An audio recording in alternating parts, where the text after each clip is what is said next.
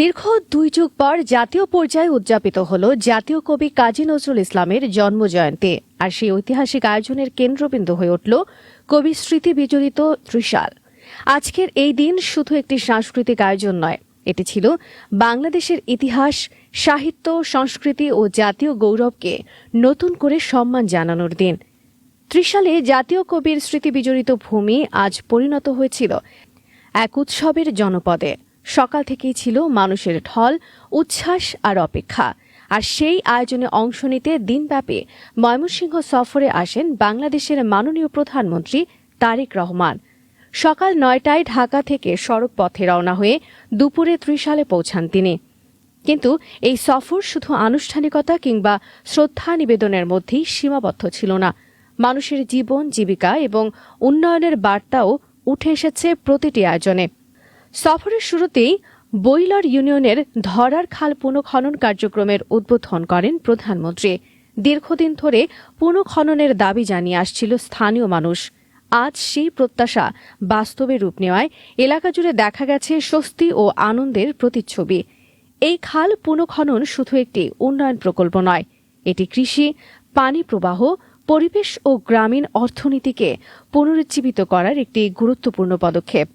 আর এই দৃশ্য যেন স্মরণ করিয়ে দেয় শহীদ রাষ্ট্রপতি জিয়াউর রহমানের সেই ঐতিহাসিক খাল খনন কর্মসূচির কথা, যিনি বিশ্বাস করতেন বাংলাদেশের প্রাণ গ্রামে আর গ্রামের উন্নয়নে দেশের উন্নয়ন। পরে বিকেলে ত্রিশালের নজরুল একাডেমি মাঠে জাতীয় কবির ১২৭তম জন্মজয়ন্তী উপলক্ষে আয়োজিত 3 দিন ব্যাপী জাতীয় অনুষ্ঠানের উদ্বোধন করেন প্রধানমন্ত্রী। নজরুল মঞ্চে অনুষ্ঠিত হয় আলোচনা সভা, সাংস্কৃতিক অনুষ্ঠান ও মেলা। পুরো অনুষ্ঠান স্থল জুড়ে ছিল উৎসব মুখর পরিবেশ। দীর্ঘ বহু বছর পর জাতীয় পর্যায়ে ত্রিশালে নজরুল জন্মজয়ন্তী উদযাপিত হওয়ায় স্থানীয় সংস্কৃতিপ্রেমী মানুষদের মাঝেও ছিল বাড়তি আবেগ ও উচ্ছ্বাস।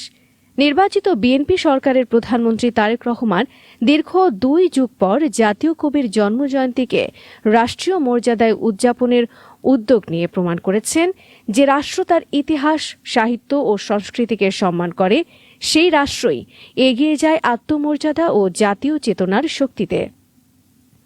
বিদ্রোহ, সাম্য, মানবতা ও দেশপ্রেমের কবি নজরুল, যিনি বাংলার মানুষের হৃদয়ে স্বাধীনতার চেতনা জাগিয়েছিলেন, আজ তার কর্মভূমিতে দাঁড়িয়ে প্রধানমন্ত্রী শ্রদ্ধা জানিয়েছেন সেই অবিনশ্বর আদর্শকে। সফরের শেষ দিকে ময়মনসিংহ উত্তর, দক্ষিণ ও মহানগর বিএনপির নেতাদের সঙ্গে সাংগঠনিক বৈঠকেও অংশ নেন প্রধানমন্ত্রী। দলীয় কার্যক্রম আরও গতিশীল করা এবং জনগণের প্রত্যাশা পূরণে কাজ করার বিষয়ে সেখানে আলোচনা হয়েছে বলে জানা গেছে। দিনব্যাপী সফর শেষে ঢাকার উদ্দেশ্যে রওনা দেন প্রধানমন্ত্রী। তবে তারই সফর রেখে গেছে এক ভিন্ন বার্তা: সংস্কৃতির প্রতিটি সম্মান, মানুষের প্রতি দায়বদ্ধতা এবং উন্নয়নমুখী রাষ্ট্র গঠনের অঙ্গীকার। আজ ত্রিশালের মাটিতে জাতীয় কবির প্রতি রাষ্ট্রীয় সম্মান, সংস্কৃতির পুনর্জাগরণ এবং জনকল্যাণমূলক উন্নয়নের যে সমন্বয় দেখা গেল, তা বাংলাদেশের মানুষের মনে নতুন আশার সঞ্চার করেছে। কবি নজরুলের চেতনা, শহীদ জিয়ার উন্নয়ন দর্শন এবং মানুষের জন্য কাজ করার অঙ্গীকার, সব মিলিয়ে আজকের ত্রিশাল হয়ে উঠেছে ইতিহাসের এক অনন্য প্রতীক। বাংলাদেশ মাথা উঁচু করে এগিয়ে যাক, সংস্কৃতিতে, উন্নয়নে, আত্মমর্যাদায়।